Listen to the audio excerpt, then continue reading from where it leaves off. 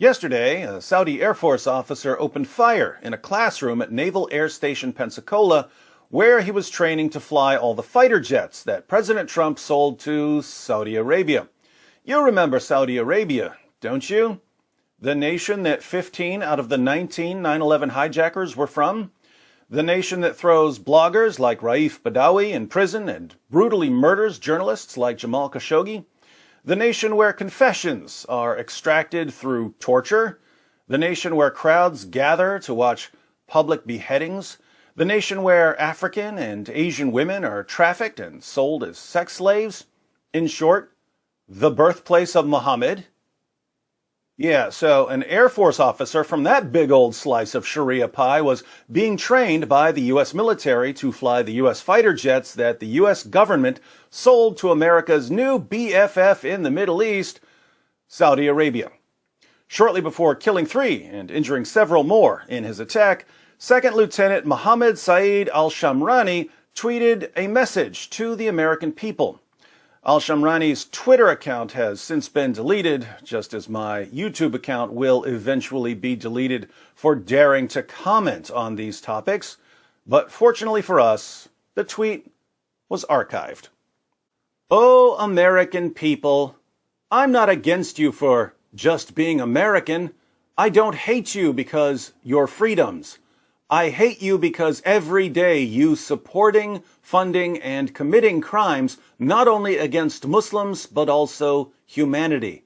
I'm against evil, and America as a whole has turned into a nation of evil.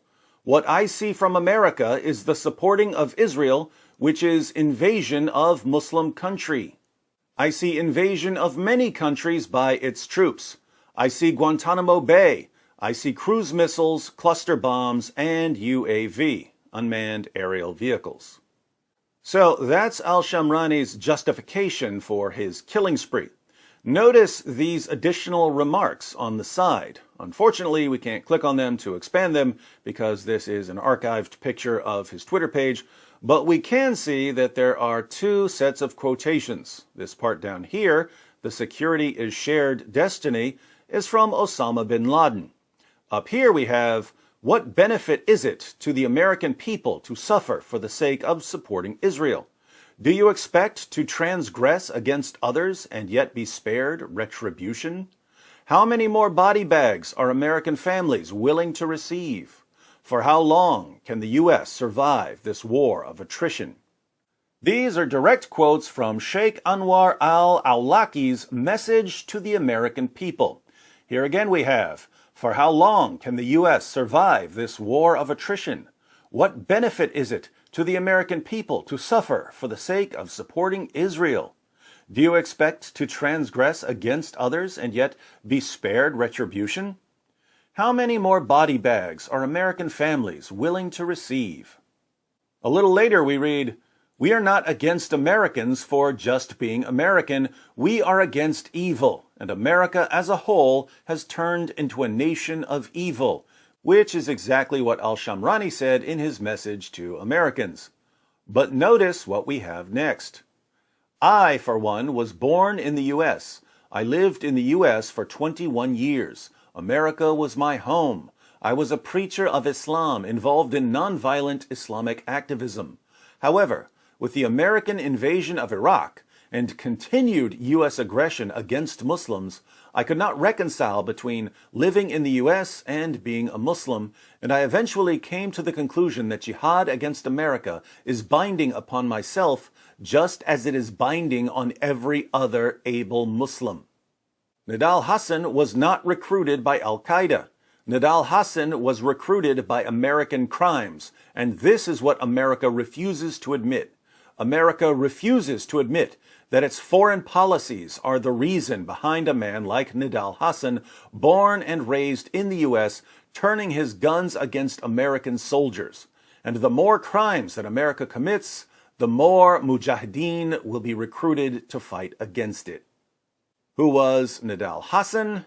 Major Nidal Malik Hasan was the American Army officer who opened fire at Fort Hood Military Base in 2009, killing 13 people and injuring dozens more. Now let's put all of this together. In the 1980s, Osama bin Laden and his fellow jihadis in Afghanistan were funded by the United States. Bin Laden eventually used his popularity to form Al-Qaeda. Sheikh Anwar al-Awlaki was born in New Mexico. He was president of the Muslim Student Association at Colorado State University, where he earned a degree in civil engineering. He was the imam of the Denver Islamic Society. He was the imam of a mosque in San Diego. He was the Muslim chaplain at George Washington University. He was the imam at the Dar al-Hijra Mosque in Virginia. And he joined Al-Qaeda and became its greatest recruiter. Al-Awlaki influenced Major Nadal Malik Hassan, who, again, opened fire at Fort Hood. Al-Awlaki then wrote his Message to the American People, where he cited Nadal Malik Hassan as an example of what a devout Muslim should do if given the opportunity. Second Lieutenant Mohammed Saeed al-Shamrani of the Saudi Air Force read al-Awlaki's Message to the American People and the story of Nadal Malik Hassan. Then he was invited to the United States of America to be trained by the U.S. military to fly the U.S. jets that were sold to Saudi Arabia. He saw an opportunity and, like Nadal Malik Hassan, opened fire at a military base. The only bright side here is that if Second Lieutenant Mohammed Saeed al-Shamrani had been just a little smarter, he might have decided to get creative with one of the jets he was learning to fly. So, we dodged a bullet on that one. 2 questions I'd like you to answer in the comments section. First, there are peaceful Muslims and there are violent Muslims. Can you think of any way to spot the difference between the two before one of the violent Muslims goes on a killing spree? Second, Osama bin Laden, Anwar al-Awlaki, Nadal Malik Hassan, Mohammed Saeed al-Shamrani.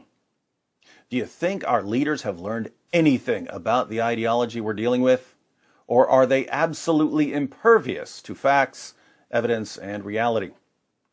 Let me know what you think, and if you don't understand jihad yet, be sure to watch my videos, The 3 Stages of Jihad and the Jihad Triangle. The only way out of this mess is an informed population of free people. So, get informed, inform others, and stay free.